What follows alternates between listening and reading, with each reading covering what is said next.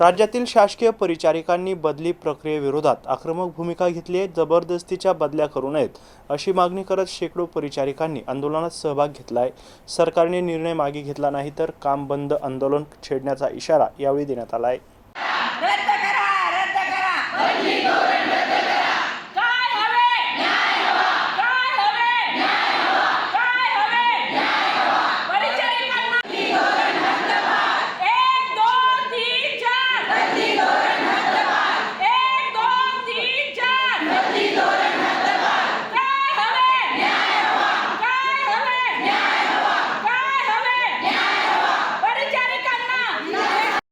शासकीय रुग्णालयांमध्ये कार्यरत परिचारिकांच्या बदल्यांचा मुद्दा आता चांगलाच तापलाय।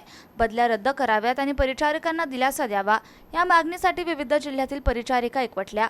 आंदोलनादरम्यान जोरदार घोषणाबाजी करत प्रशासनाविरोधात संताप व्यक्त करण्यात आला। अचानक होणाऱ्या बदलांमुळे कुटुंबीय आणि सेवा कार्यात अडचणी निर्माण होत असल्याचा आरोप परिचारिकांनी केला। मागण्या मान्य न झाल्यास राज्यभर तीव्र आंदोलनासह काम बंद करण्याचा इशाराही यावेळी देण्यात आला। शासनाने बदलीचा धोरण अवलंबलेलं आहे।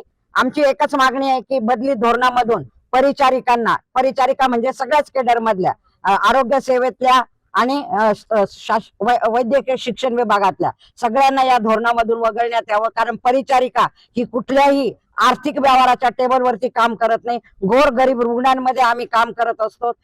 परिचारिका नुसती सेवाच करत नाही तर कधी कधी एखाद्या गरीब रुग्णाला स्वतःला जेवण नसेल, शासनाकडे जर कधी त्याच्याकडे डबा आला नसेल, मिळालं नसेल जेवण, तर आम्ही आमचा डबा त्याला देतो। आमच्या डोळ्यात रुग्णांसाठी नेहमी आसू असतात आणि ते आसू शासनाने अजून वाढवलेले। बदली धोरणामुळे आमचे कुटुंब उद्ध्वस्त होणार आहेत, आमची घरदार उद्ध्वस्त होणार आहेत। महिला म्हणून शासनाने एक विशेष बाब म्हणून आम्हाला या बदली धोरणातून वगळावे। आणि आता तर आपल्या प्रिय पंतप्रधानांनी म्हटलं आहे की तुम्ही प्रवास कमी करा। आज जर आमच्या हजारो लोकांच्या 5,000 लोकांच्या जर बदल्या झाल्या तर तुम्ही सांगा यातून आमचा किती मोठी आर्थिक उलाढाल होणार आहे। कारण आम्ही आमचं सामान शिफ्ट करताना आम्हाला गाड्या मिळणार नाही। आज शासनाचं कुठेही आमची राहण्याची सोय नाही, क्वार्टर नाहीत, काय नाहीये। मुंबई सारख्या ठिकाणी जर माझी बदली झाली तर मी कुठं राहावं आणि माझ्या मुलाबाळांना घेऊन मी कुठं शिक्षणाला त्या ठिकाणी घेऊन जावं? वृद्ध आई वडील मी कुठं सोडावेत? कारण महिला शासनाने महिलाच्या भूमिकेत यावं आणि परिचारिकांना आम्ही कुठेही भ्रष्टाचाराच्या कुठल्याही टेबलवर नाहीये। तुम्ही आता बघितलं असेल सगळ्या खात्यात तुम्ही आता पत्रकार आहेत, माझ्यापेक्षा तुम्हाला जास्त माहिती आहे, पण एक तरी परिचारिका कधी अँटी करप्शन मध्ये गेलेली तुम्ही आतापर्यंत दाखवलेली नाहीये। म्हणून शासनाला विनंती आहे की आम्हाला मनापासून रुग्ण सेवा करू द्या।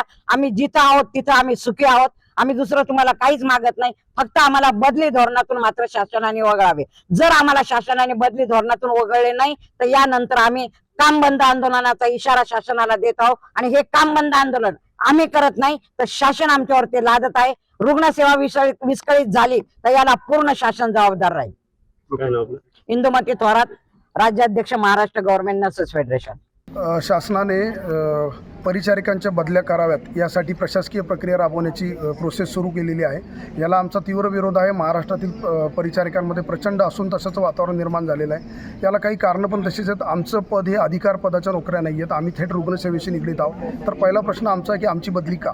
दुसरं, आर्थिक व्यवहाराशी आमचा कुठलाही संबंध नाही, मग आमची बदली तुम्ही का करतायत? रायताराला विभाग बदलण्याचा प्रश्न तर दर 3 वर्षी अंतर्गत पदस्थापना हे आमच्या अधिसेविका यांच्या हातून होत असते। त्याचं कागदपत्री डॉक्युमेंटेशन पण आपल्याला प्रशासनाकडनं भेटेल। आमच्या हातात प्रशासकीय कुठलेही अधिकार नाही आहेत। आणि आरोग्य व्यवस्थेत जर परिचारिका कणा आहे तर त्या कुटुंबाचा पण कणा आहे। मग सरकार कुटुंबाचा कणा मोडण्याचं काम करत आहेत आणि वृद्ध आईवडील असतात, सासू सासरे असतात, लहान मुलं असतात, गर्भवती स्त्रिया असतात, यांना आपण बदली करून काय प्राप्त करणार आहात? तर त्यामुळे महिला या प्रोफेशनमध्ये जास्त आहेत आणि महिलांबद्दल विशेष कायदे करण्याचे अधिकार शासनाला निश्चित आहे। आणि लाडक्या बहिणींना तर आपल्याला माहिती आहे की शासन जे मानधन देतं आमचा त्याला विरोध नाही आहे। मग ह्या शासनाच्या लाडक्या बहिणी नाही आहेत का?